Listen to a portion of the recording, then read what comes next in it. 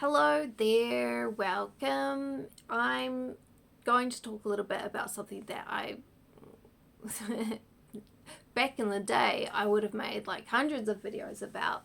And that's my mum and my oldest brother coming and visiting me here in Stockholm. And in fact, they will be here in about, when am I recording this? 2 o'clock in the morning, and then we'll have 24 hours and 12 hours on top of that, so 36 hours they will be here and in my apartment, and I haven't really talked about it, and that's mostly because of my mum's illness, scleroderma, with interstitial lung disease, and that's what this video is going to be about, is an illness update basically, and talking about the logistics of the whole situation. But first of all, I just wanted to say that in regards to their visit, I haven't had the expected feelings of excitement or not being able to sleep and being too excited, and that's mostly, I think it's mostly because of my mum's illness, that even, at any point during the trip, the whole thing could be cancelled because, if her lungs aren't getting enough oxygen, or the oxygen machine that she has to take, it's malfunctioning or whatever, or just getting sick, then that's it, it's over. And so I think for myself, a little bit of protection is to not think about it, and also to not even believe that it's going to happen.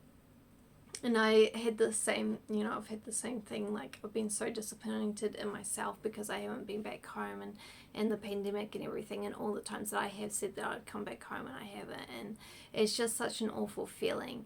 But now, yes, she's currently on an airplane.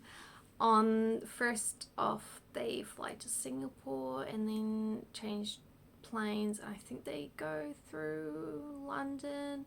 I'm not sure. But anyway, the biggest hurdle for my mum and my brother is trying to figure out what they actually need for the flight, because my mum needs oxygen, and first of all, we had to wait ages to have her have the test at the hospital where they figure out how your lungs function at a certain oxygen level and stuff like that, to figure out how much oxygen she would need with her on the airplane. So we had to wait for that, obviously, because the healthcare system, and it takes time, and also you don't want to do it too far before the trip, because then in a couple months it could be a whole different situation with her lungs and her breathing. So that's been a big hurdle, waiting to find out what she needs with the oxygen, and then after that, figuring out what she needs in order for the airline to accept her travel plans. So what we've learned was that they often supply oxygen for a fee, and they can get that fixed for you, and they have their own doctors who can sign off on that.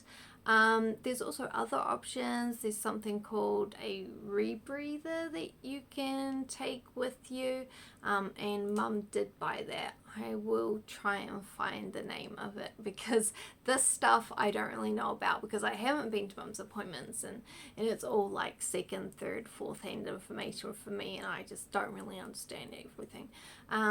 But yes, communicating with the airlines, we actually had a really good experience with the SAS airlines. They were very helpful in the email and getting in contact with them, very quick replies and everything like that, so that was great. And then also she had to book an extra seat, and that meant that they are actually coming a day later than expected, and it was very, very expensive. So the cost has been crazy, and honestly, that would be a big hurdle in the future, because we're not talking about the money that you can save in a year for a trip. This is a few years of saving for a trip, and that's just not really doable in the long run. But anyway, they made it work, and And then we also had to sort of figure out what would happen when she is here, because we really wanted to travel to Iceland. And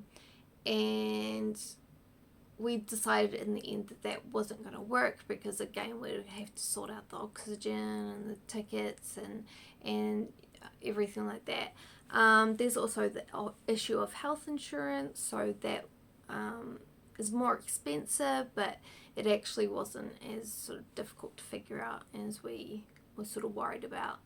And then Mum had real difficulty with her GP, because Mum has these medications that have been prescribed by a specialist, and then she has to go to her GP for the refills, because you can't travel up to Christchurch 2-3 hours away just to get a refill.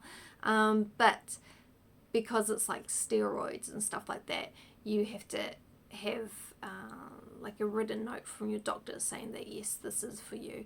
And that's the case for most medications actually. Like, that's something that you should do if you're bringing any medication, just so that you don't have any troubles at the borders. But specifically because it's steroids, like you can't be trafficking steroids.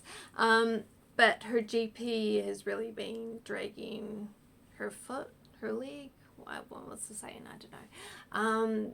And it was really difficult, even though there was a nurse there who was really trying to help Mum out and get this doctor to just write the thing. But all of a sudden the doctor wanted to play specialist and be like, oh, I don't know if this is medication or whatever. So that was difficult, and obviously we had the time restraint, like she needs it before this date. So those are sort of the main hurdles and the ways that it's difficult to travel when you are sick and have an ongoing illness. And I hope sort of me talking about it sort of gives you an image of how life can be doubly difficult if you have an illness, because not only do you feel awful, you also have a whole lot of stuff that you have to do that normal people don't have to do. So you have to spend more energy on something when you have less energy than other people do. So that's kind of really stressful, and I'm just glad that my mum has my oldest brother traveling with her, and they're going to be taking care of each other, and he knows a lot more about Mum's day-to-day routines and what she needs, and what does she look like when she's starting to feel worse and things like that. Like, he's definitely really doing a great job. So I'm so happy that they're traveling together and that they'll be here.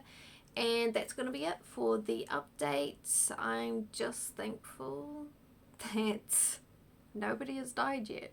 I don't know if I can say that. Oh, no, I'll have to edit that out. My bad. Anyway, they will be here. Then I will have to pick up my caretaking role and try and sort things out and make sure Mum is happy and Josh was happy, and I'm doing a lot of stuff with my brother, and Mum needs time to rest and all that sort of stuff. Yes, it's going to be a heck of a month, but I'm sure it will be great. So thank you for watching. Stay safe, everybody. Keep my mum and my brother in your thoughts while they're traveling, and I will see you guys some other time. I don't know when. I'm going to be busy.